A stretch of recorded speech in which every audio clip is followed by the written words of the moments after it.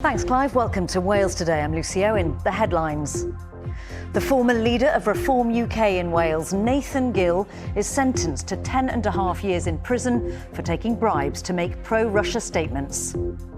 Allowing money to corrupt your moral compass constitutes a grave betrayal of the trust vested in you by the electorate.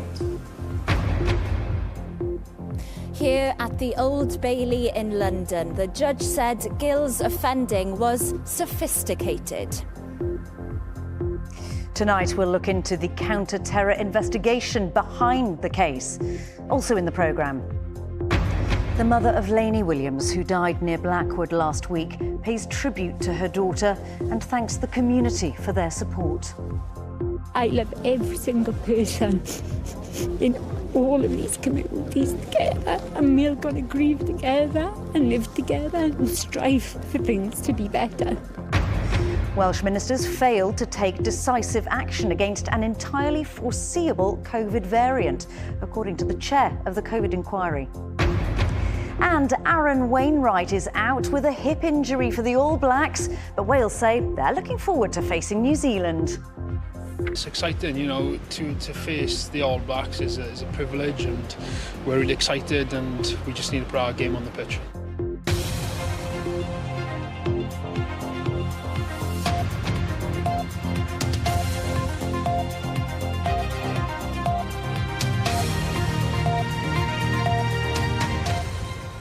Good evening, Noswaith. He's been described as a threat to national security. Today, the former leader of Reform UK in Wales starts his 10.5-year jail sentence after admitting taking pro-Russian bribes. 52-year-old Nathan Gill took large sums of cash to make speeches in the European Parliament and to give interviews in support of Russia and its activities in Ukraine.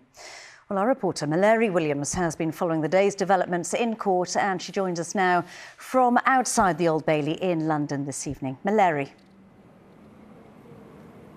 This is a man who was once a prominent figure within Welsh politics as a UKIP Assembly member, as it was known in 2016, a member of the European Parliament until 2020, and he led Reform UK's campaign in Wales before the Senedd election in May 2021. Just a few months later, he was arrested on his way to Russia. And after admitting 8 counts of bribery believed to be worth up to £40,000, today at the Old Bailey, he was sentenced and sent to jail. Mr Gill, why did you take the money? Nathan Gill arriving at the Old Bailey to be sentenced after admitting taking bribes and using his power as a member of the European Parliament to deliver speeches and give interviews in support of Russia for thousands of pounds. It was from this man that Gill got the money. Oleg Voloshin, a former pro-Russian politician from Ukraine. Allowing money to corrupt your moral compass constitutes a grave betrayal of the trust vested in you by the electorate. Your misconduct has ramifications far beyond personal honour, which is now irretrievably damaged. Wads of cash were found at his house by police. Money he'd accepted to give interviews on a now banned TV channel called 112 Ukraine and deliver speeches in the European Parliament, like this one.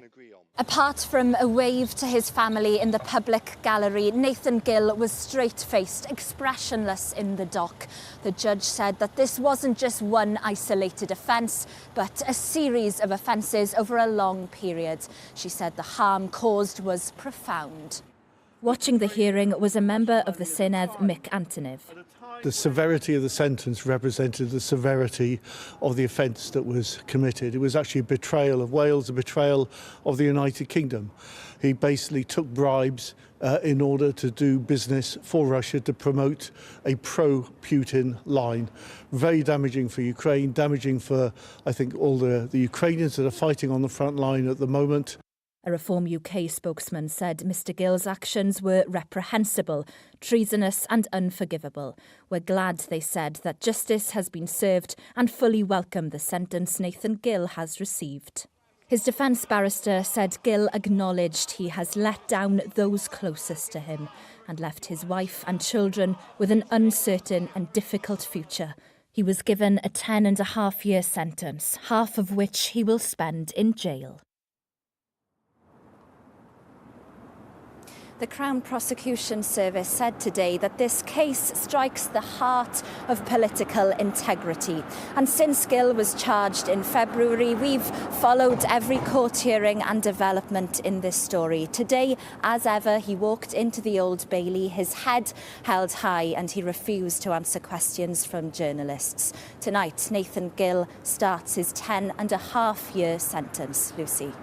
Mary Williams at the Old Bailey in London. Thank you very much. Well, as the former leader of Reform in Wales, Nathan Gill was at one time a close ally of Reform UK leader Nigel Farage. They were colleagues at the European Parliament, although police say there is no evidence that Nigel Farage was aware of his friend's criminality, and he's previously said he condemned Gill's actions in every possible way. Nathan Gill was described by a senior Met Police commander as extraordinarily willing participant in the bribery. Wira Davis has been looking into the counter-terror investigation behind this case. As he climbed the ranks of UKIP and then the Brexit Party, Nathan Gill was often seen alongside a man he described as his political hero, Nigel Farage. An honest, decent, honourable man who's been loyal to me and the party at all times. But as a member of the European Parliament, Gill wasn't just making speeches about the UK's imminent departure. Declaration of Human Rights. He'd also been approached by lobbyists to talk about Ukraine and pro-Russian interests, including 2 TV stations in the country. The TV channels 112 and News One in 2018-2019, they were not legitimate media organizations. They were propaganda channels of Russia, the country that was waging a war against Ukraine. It's one of serious challenges to democracy. Speaking about the worsening situation in Ukraine in itself wasn't a crime. Indeed, Nigel Farage had warned about the dangers of poking the Russian bear. The difference with Gill is that he was being paid, bribed thousands of pounds to shill in favour of Moscow. This man, Oleg Voloshin, was contacting Gill by text, using coded words like Christmas gifts or postcards, cash to make speeches. The former opposition Ukrainian MP also sent scripts, which Gill sometimes delivered almost verbatim at the EU Parliament.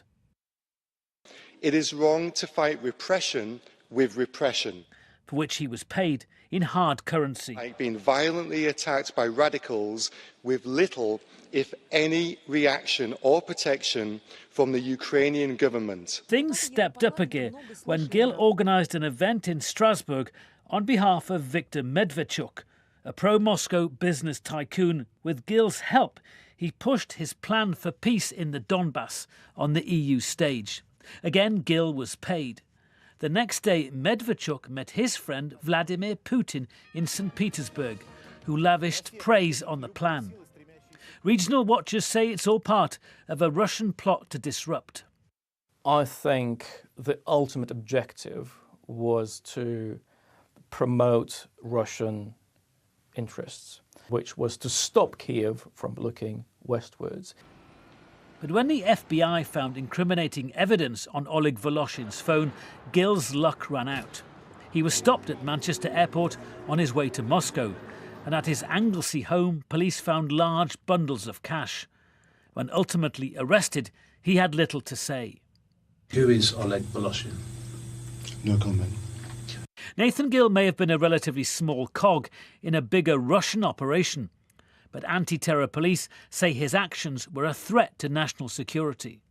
These are the types of things that we're seeing Russia commit across Europe, and it's why our international relations, particularly in counter-terrorism policing, are so important to how we can confront Russia and make sure we disrupt their activity. Russia's subsequent invasion of Ukraine has further destabilised Europe, a long way from semi-rural Anglesey, where Nathan Gill, a father of 7, and a bishop in the Mormon church, hid his dark secret. Former colleagues now distance themselves from the man who briefly became Reform's leader in Wales. His sentence, say police, a strong message to others still being investigated that they will be held to account.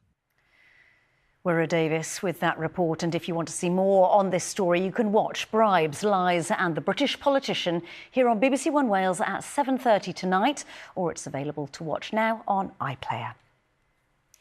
To other news, and a 28-year-old man has been summoned to court in relation to 2 counts of causing death by careless driving following a crash which killed a couple in Carmarthenshire in June.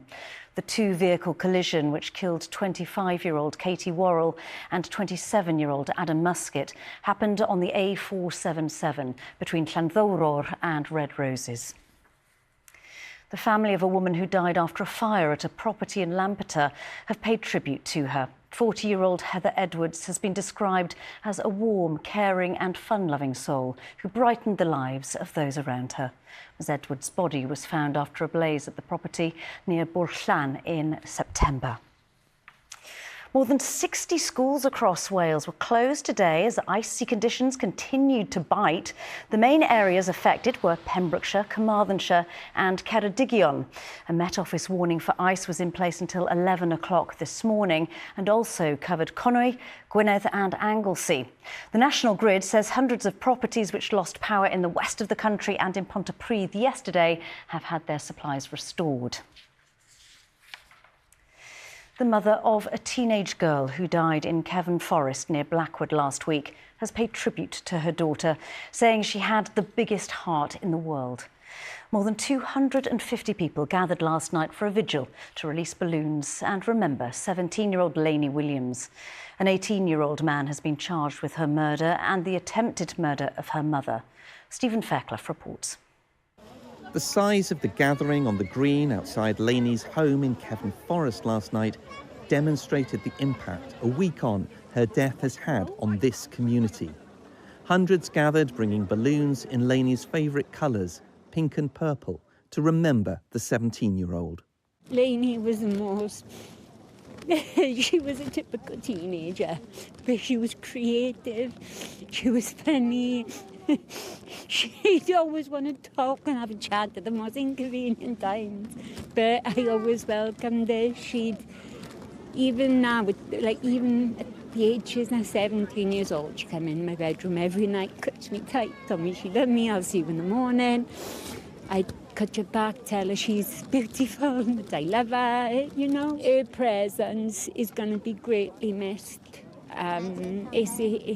We've got a completely different, try and find a different way to live now, without Laney physically being here, but she will forever be ingrained in my heart, and that's nothing that anybody will ever take away from me. Armed police and 2 air ambulances were called to Wheatley Place at 7:15 in the morning last Thursday. Laney could not be saved. Her mother, Rhiann, was taken to hospital with serious injuries. 18-year-old Cameron Cheng from Newbridge has been charged with murder, attempted murder and possession of a bladed article in a public place. I don't think there's any words for it, really, how you can... As a family, I think, obviously, we're all just numb at the minute. Everything is still fresh. It's only been a week, a week today. But so far, I think we're all coping quite well. There's been a lot of visitors, as you could understand, which obviously we want to say thank you for. But I do think now Rhiann, my sister, just needs time to rest. She needs to heal up. Laney and her family had only moved to Cefn Forest in recent months. As the balloons soared into the sky, the support of the community has been overwhelming for Laney's mother. I never knew that there was that much love out there in the world. I never knew how many people cared. I never knew how many people would lift you up and support you when you're out in need. I love every single person in all of these communities together, and we're going to grieve together and live together and strive for things to be better. The message from this community is that they are shocked at what has happened, but they will continue to remember Laney and support her family in the months ahead. Stephen Fairclough reporting there. This is Wales Today, and still to come in the programme, we meet 10-year-old Jasmine from Gill. She's being treated for liver cancer, but has set up a charity to help other seriously ill children. And the cold spell is on its last legs, turning milder over the weekend. Some wind and heavy rain, but some dry and bright weather as well. I'll have the latest forecast.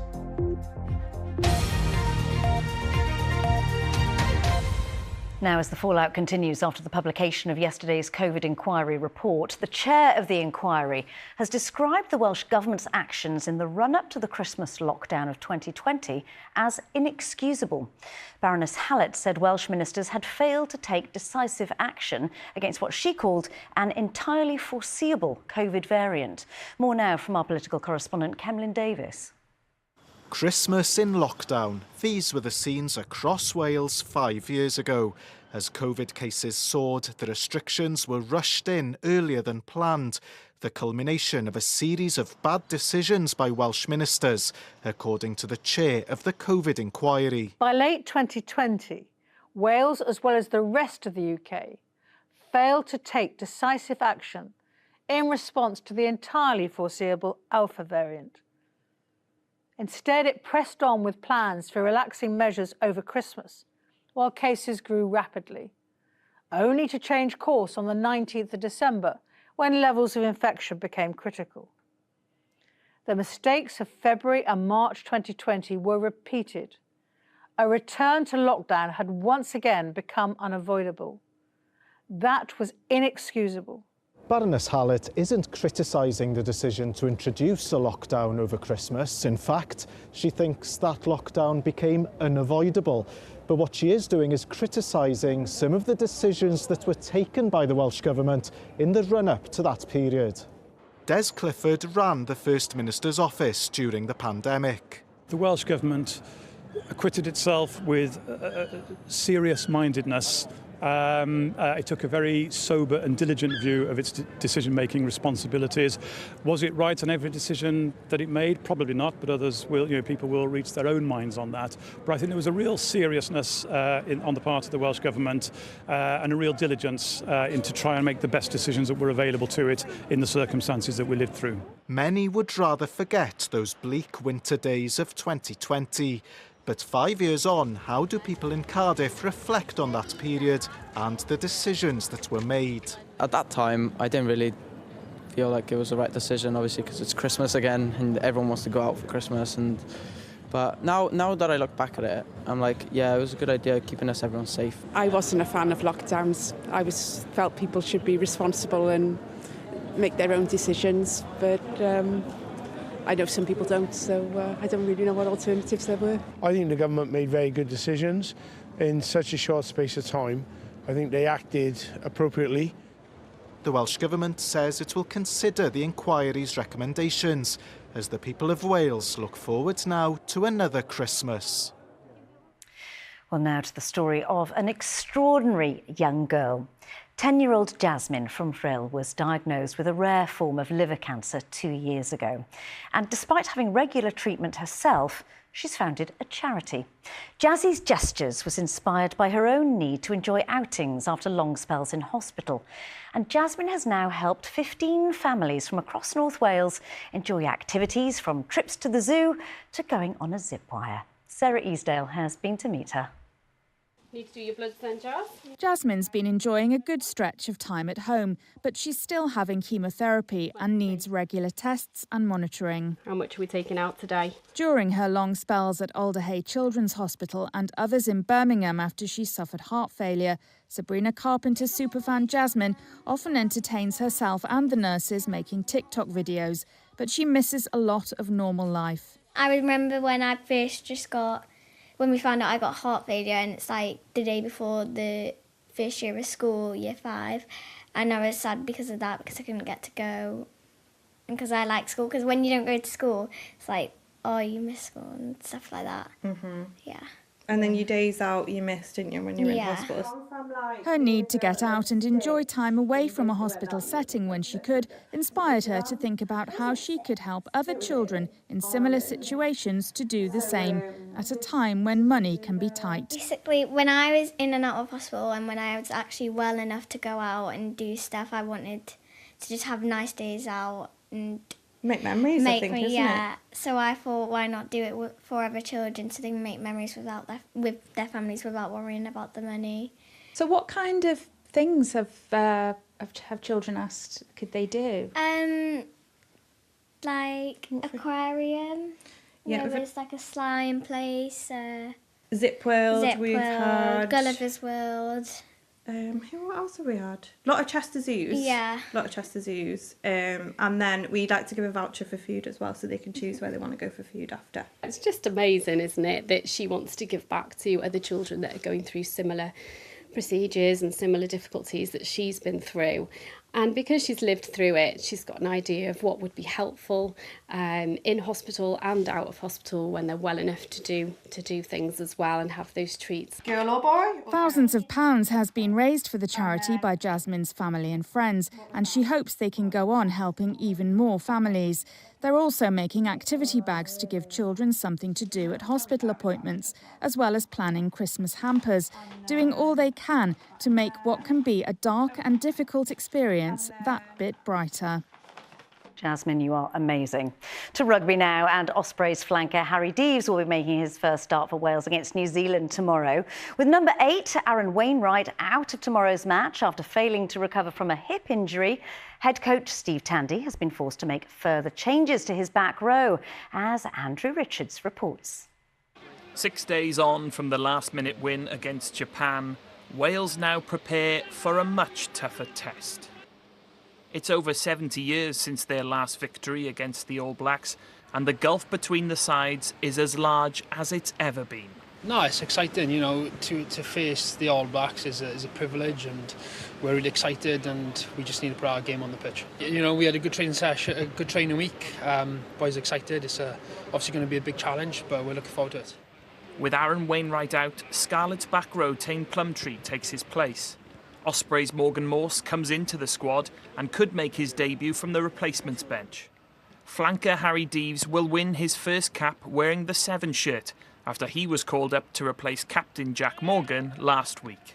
Just an absolute top bloke. Loves everything he does everything he does with absolute passion. And yeah, he's massively deserved this chance to come in. And yeah, he just sums it up really. He's just a top bloke. New Zealand visit the Principality Stadium following a heavy loss to England. They are the world's second best side, but they've now lost 3 times this year. The All Blacks find themselves in a no-win situation in Cardiff this weekend. A comfortable victory is expected. Anything less will do nothing to ease the pressure on head coach Scott Robertson. You put them under a roof, they sing the anthem, they'll dig deep, and you've got a black jersey against you, they'll find their best. That's what we're expecting from them. This is not a full-strength Kiwi side. Star names like Ardie Savea and Bowden Barrett are absent. All in all, they've made 12 changes from the Twickenham loss. Despite this, even the most optimistic fan would be hard-pressed to predict a Wales win this weekend. Instead, they will be hoping for a performance worth cheering about. Football, and Swansea City caretaker manager Darren O'Dea has ruled himself out of taking the top job on a permanent basis. O'Dea was assistant to Alan Sheehan, who was sacked last week after their worst start to a season since their relegation from the Premier League in 2018. The Swans have been linked with Portuguese manager Vitor Matos, but negotiations with his club Maritimo have so far proved unsuccessful. The club have been totally transparent with me throughout the whole kind of process, but they've never had anything to tell me other than the truth, which is they're moving as quickly as possible to bring in a new manager.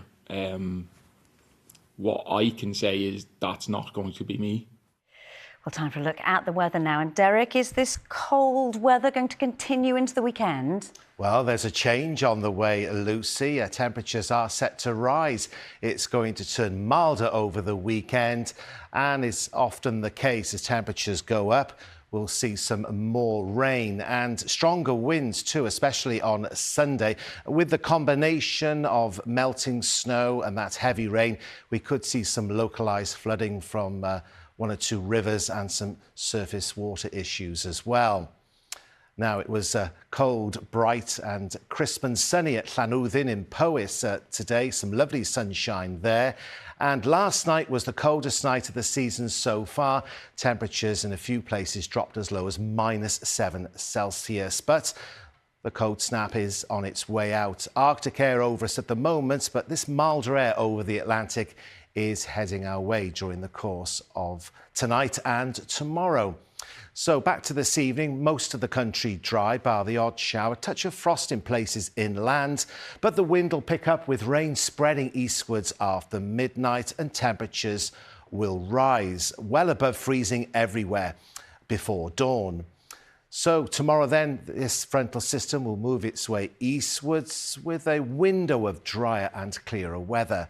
So tomorrow morning, no frost, but rain, some of which will be heavy. However, it will dry and brighten up in the north and west during the morning. The sun will come out and the rain will clear from the southeast during the afternoon. So turning drier everywhere and temperatures higher tomorrow, feeling milder with lighter winds. And then tomorrow evening, some rain spreading into parts of mid and north Wales, drier in the south. Then later in the night, more widespread, heavier rain will move in from the west. You might hear a rumble of thunder. So the picture for Sunday, we've got low pressure over the UK. That means more unsettled conditions. Heavy rain first thing on Sunday. That will clear through, followed by sunny intervals and a rash of showers. We could see some longer spells of rain moving into mid and north Wales on Sunday afternoon. And the wind feature on Sunday, strong and gusty on southern and western coasts. Wind gusts between 40 and 60 miles per hour. And here's the summary for the weekend then. It's all changed, turning milder and more unsettled. Have a nice weekend. Lucy. Derek, thank you so much. Before we go, a reminder of our top story tonight. And the former leader of Reform UK in Wales has been sentenced to 10.5 years in prison after admitting taking pro-Russian bribes. 52-year-old Nathan Gill took large sums of cash to make speeches in the European Parliament and give interviews in support of Russia. The judge at the Old Bailey said Gill had abused his position. Whether or not you believed any of what you said at the behest of Voloshin and Medvedchuk, allowing money to corrupt your moral compass constitutes a grave betrayal of the trust vested in you by the electorate. Your misconduct has ramifications far beyond personal honour, which is now irretrievably damaged. And that is Wales Today. We'll be back after the BBC 10 o'clock news. But until then, from all of us, thank you for watching and do have a very good evening. Hwyl fawr.